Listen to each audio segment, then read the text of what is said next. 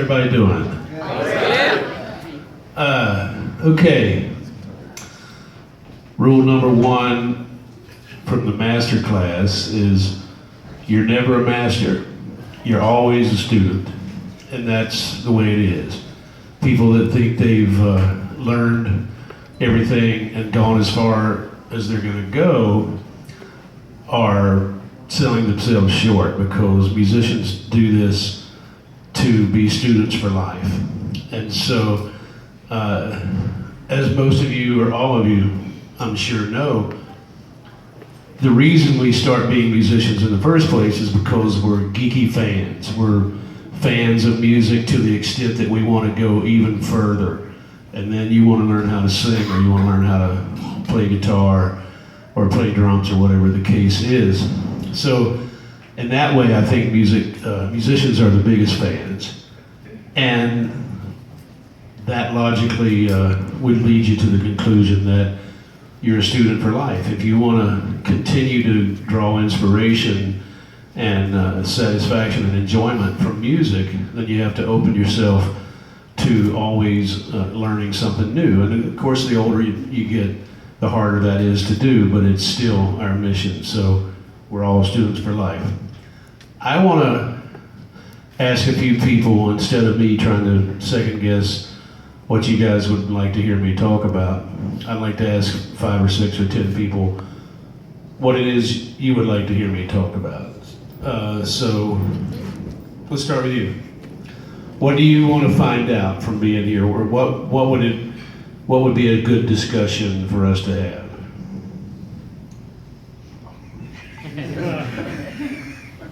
It can be anything, easy. Okay, you want to start? I want. We're here to play with our music heroes, right? And you've had the great fortune of playing with so many of yours, Jeff Beck and B.B. King and Eric Clapton. Is there someone that you aspire to play with going forward? I've been extremely fortunate that if I were to make a bucket list of people, especially guitar players that I would like to play with, I've been able to accomplish that fortunately, and that's something that I don't take for granted, that I'm very honored and proud of. There's a short list left of people that I haven't played with. Mark Knopfler, who I really like, Jimmy Page, who I've met both of those guys, we just never played together. Neil Young I've never played with, but I've been very fortunate to have played with most of my heroes, and thankfully, from being in a position of being with the Allman Brothers for so long, that I was able to become friends with all these people, and I also made it my mission as a fan to be like, try to pursue that, you know.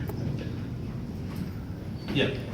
I know, I love your guitar playing, and I know, of course, you're going to talk about your guitar playing, but I also love your singing, and I'd like to hear you talk about how you developed your phrasing and your singing voice and your passion with your singing. Well, that's a good point. I started singing before I started playing guitar. So all my early heroes were James Brown and Wilson Pickett and Otis Redding and the Four Tops and the Temptations and Sam and Dave. Then one day, my oldest brother brought home a Sly and the Family Stone record, and that kind of started building this bridge toward Jimi Hendrix for me. And when I heard Jimi Hendrix and Cream and Johnny Winter, I decided that I wanted to play guitar. I didn't want to stop singing, but I wanted to also play guitar. And hearing people like B.B. King and Ray Charles made me realize that you could be great at both. They were great singers and great musicians. And so what I didn't realize at the time is that learning as a guitar player, learning from singers is probably the most important lesson you can learn, because phrasing, which you brought up, the greatest phrasers are singers. The great singers are the people that we can all learn from and emulate, because singers have to take a breath. You can't just sing this barrage of notes without taking a breath. So where a singer takes a breath is really important. And so a guitar player or a sax player or a piano player learns from that. And you learn how to take a breath in the right place to make the music more expressive. I had dinner with Robin Ford last night, and Robin is a great example of someone who will play this beautiful long phrase and then pause for like several beats. And we were talking about that last night, and I told him that I compare that to listening to like a Ray Charles or somebody singing, and that's a perfect example of not just learning guitar from guitar players, but learning how to play guitar, listening to singers and trumpet players and sax players and drummers and every other instrument. I have a question about tuning guitars, because I know with slide you like to have an open tuning because it's more slide friendly, but I'm also asking a question about how, I have a question about open tuning and standard tuning, playing different songs when you choose to play something with slide or without slide, or maybe kind of a mixture of using fingers and slide. How do you decide which songs are most appropriate for slide versus non-slide and open tuning versus non? And we can address this in the sessions, but I just was very curious to hear more about that. Well, that's a question that I had to answer a long time ago when I first started playing slide. I started playing slide in standard tuning, and then someone said, no, it's much easier and sounds better if you play in an open tuning. So I started playing in open E, and then I realized that when I was playing in standard tuning, I had more options, and I didn't have to translate what I was thinking to an open tuning. I could just think something and then play it. And so at that point, I decided that it would give me more of my own voice if I played in standard tuning. So 90% of the slide playing that I do is in standard tuning. The only time that I play in an open tuning is if I wrote the song in that tuning. But everybody's different. You know, Derek Trucks plays in open E all the time, and that's his voice. And for the same reason, because he was looking to be able to establish his own voice. So when he's playing lead guitar and not just slide guitar, he's also in open E, and that gives him his own voice as well. It's easier to play in the beginning in open tuning, but the limitations come much quicker. You know, because in open tuning you can emulate like harmonica licks and slide guitar licks that we've all grown up listening to. But to go beyond that is pretty hard. Sure, and we can address this later, but minor chords especially, I just haven't cracked that code. How do you play a minor chord and if it's tuned to E major? You have to find like 2 and 3 note positions on the neck that give you a minor chord and utilize them. You can't utilize the whole chord. And you know, for me, using the E string, the B string, and the G string as a minor gives me that. So if I want a minor chord, that's usually what I gravitate toward. Thank you very much. That's very important. Nice to meet you. Nice to meet you. Okay, we got some kids over here, and the thing about us being around so long, we all take a different path to get where we are today. Aside from just learning our instrument and creating a voice, which takes forever, and we're learning forever.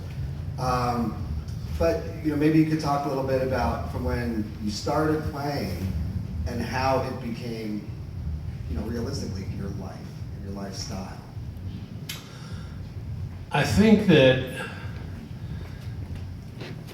most people, when they start playing, they get this bug and they think, this is what I want to do, and they think I'm going to be great and I'm going to do this for the rest of my life.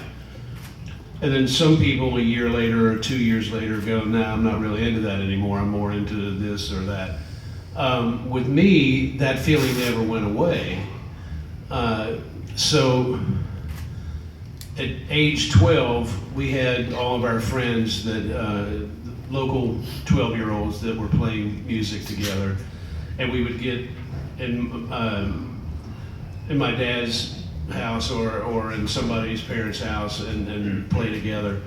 And then at age 14, we started trying to actually play in public if possible. Usually meaning for free and really badly. But playing in front of an audience was really that that ingredient that made you want to go a step further, because there's an excitement that comes from playing in front of a live audience that once you experience that, you're like, okay, I need to do this more, I need to get better, I need to get a better amp, I need to get a better guitar, we need a PA, we need, but Yeah, we need more. yeah, but to maintain that excitement, I guess is just something that happens with some people. And what I always tell people, and this is a little off the subject, but when people ask me about advice for young musicians, I always say that unless you're completely obsessed with music and you know that's what you're going to do with the rest of your life, then just enjoy it. Do it as a hobby, do it for fun, but don't put the pressure on yourself of having to make a living. Right. Now, if you are obsessed, then you got to give 110%. That's the one thing that, I really want to get to these guys is that you have failures, because we always set these like kind of personal goals and but with those kind of failures that you face, because you love what you're doing, you're obsessed with it, like you're talking about, that's when you have the little successes that make them so much more valuable to keep going. And Warren's a classic example of getting it. Yeah, absolutely. You definitely learn from your failures, and it inspires you to do better. And it's just like being an athlete. You get knocked down, then hopefully you come up on for the better. Can you talk a little bit about songwriting a little bit? Obviously, the Allman Brothers influenced Government Mule and stuff like that. I'm just, the Allmans did some great modulation and stuff like that. And sometimes you do that in Government Mule. Playing with a big band like that with multiple guitar players and playing alone, how that changes the way you write. Well, there's so many different approaches to songwriting. A lot of songs I write just on an acoustic guitar. Some of them start with a lyrical idea first. Some songs start with an electric guitar and you get an idea for a riff or some rhythm pattern that sounds cool, and you take it from there. It's nice to have a band that you're writing for. And Dickie Betts and I used to talk about this a lot, that if it was time for us to make an Allman Brothers record, then we would be thinking about the strengths of the Allman Brothers and the two drummers and the aggressive bass and Greg's voice and the organ and the twin guitars, and thinking that way when we were constructing the songs. And that gives you a little bit of a head start because you know what you're writing for and toward.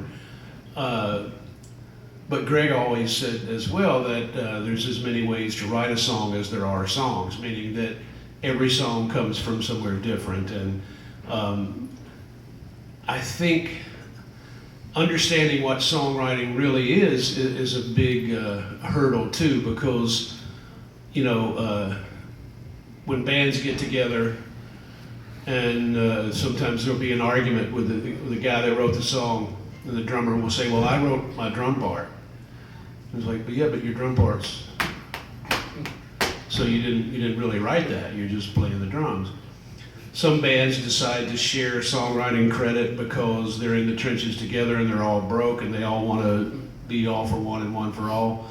And some are more geared around specific songwriters who come in, and since the band is making money from other aspects, then you contribute without expecting to be sharing the songwriting process. It varies in every situation.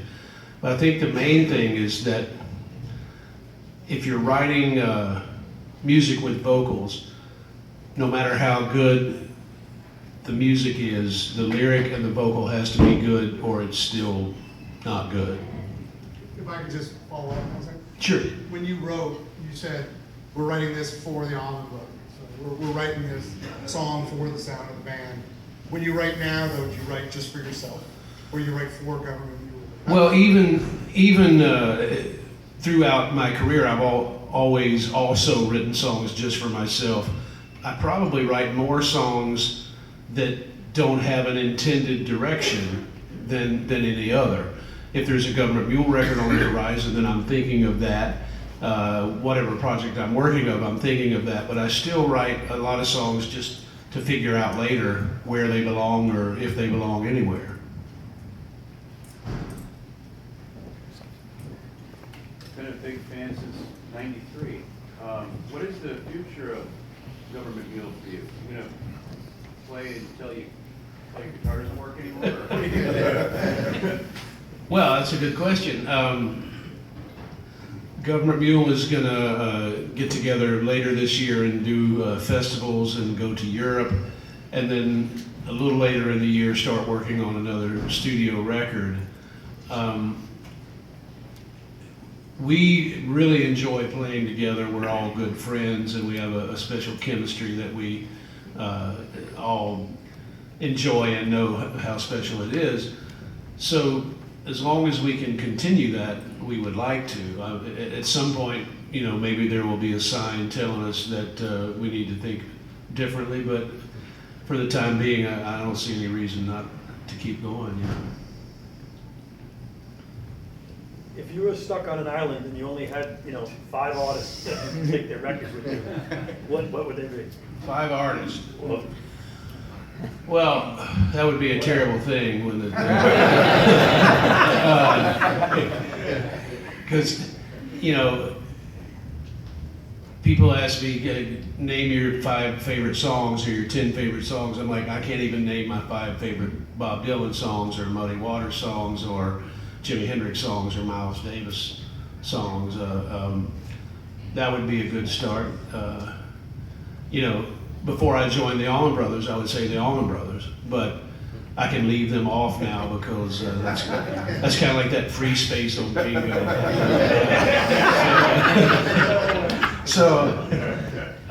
But again, I mean, I could just go 6, 7, 8, 9, 10, 100, 200 because there's so many that Otis Redding, Ray Charles, B.B. King,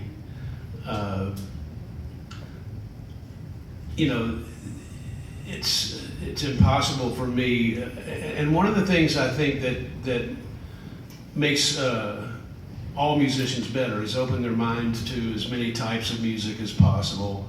Because sometimes I'm in the mood to listen to singer-songwriter music. Sometimes I'm in the mood to listen to jazz. Sometimes just blues. Sometimes Bobby Blue Bland and Little Milton and rhythm and blues and. It changes all the time, and if you can take all those influences and combine them together, then you're going to be a more well-rounded musician. Did I get to 5? I was just figuratively saying. Yes. If there was one musician, dead or alive, that you could play with, who would that be? Miles Davis. Miles Davis. And tomorrow I might say Jimi Hendrix, and the next day I might say Howlin' Wolf. But No, just curious, is that like from the Dwayne influence, Miles, or is it just something? no, I was actually, my older brother was a big jazz fan and had Miles records and Coltrane and Sonny Rollins and all this great jazz before I made the connection between the Allman Brothers and jazz music. So I was really lucky to grow up in a house that was almost like a musical library. Between my 2 older brothers, they had thousands of albums that covered so many genres. I could just go through and choose and try to figure out what to listen to. Yeah. Speaking of aggressive bass players, could you tell a good story about Woody? Could I tell a good story about Woody? Well, I heard one that you were listening to the radio. It was a Beatles song. He said Paul McCartney's. yeah, I know that story that you're talking about. Most of the Woody stories I couldn't tell. Woody and I were extremely close friends, and he was an amazing musician. He was also one of the funniest people I've ever met. But the story you're referring to, actually, there's a little glimpse of us telling that story in Rising Low, the documentary that we made. we were recording with Willie Weeks, who is an amazing bass player and was one of Woody's influences.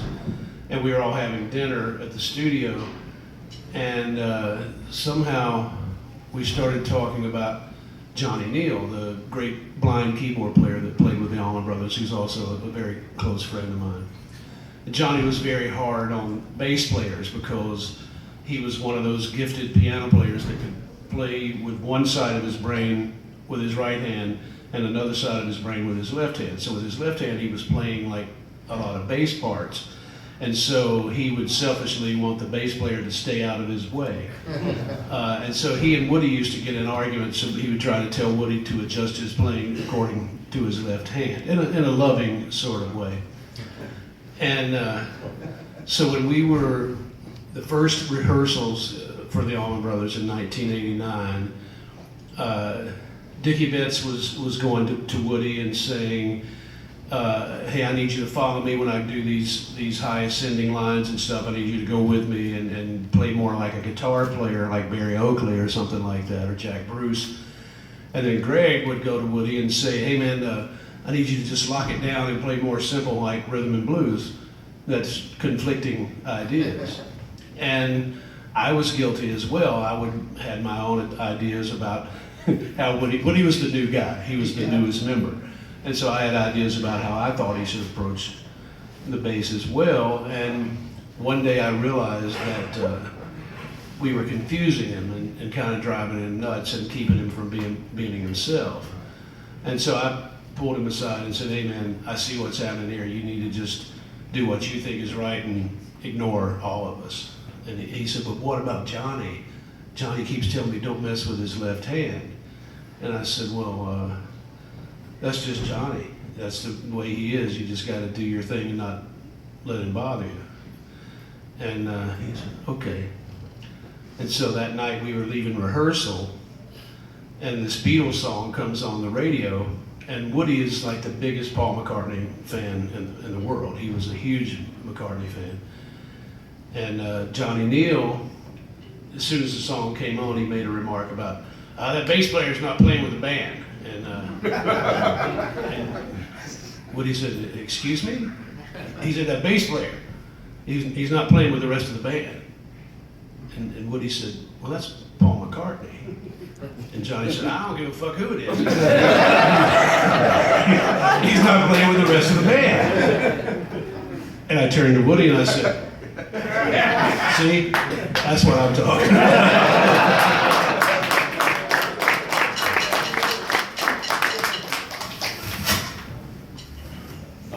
So I realized that you become quite famous around the world, but how did you separate yourself from being just another garage band playing blues and what you do versus musical right now? You know, I just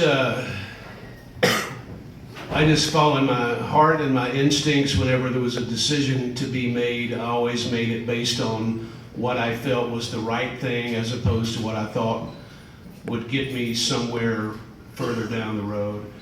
And I've just been very lucky and in the right place at the right time a lot of times, you know, and I'm sure perseverance and dedication plays into it as well, but a lot can be said for just being lucky, and if you combine that with not giving up, maybe something will happen.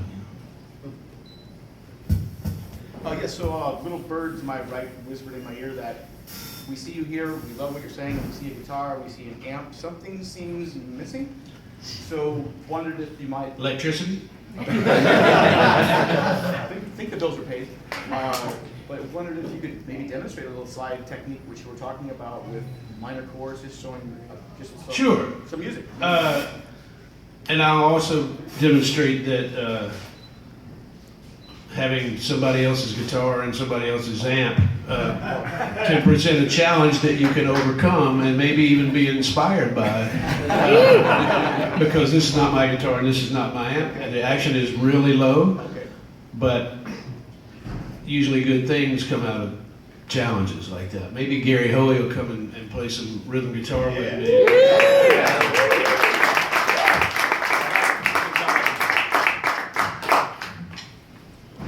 All right, next question, somebody got a slide?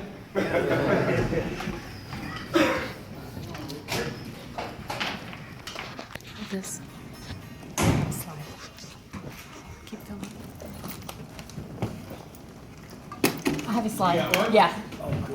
A borrowed slide, a borrowed guitar, a borrowed amp.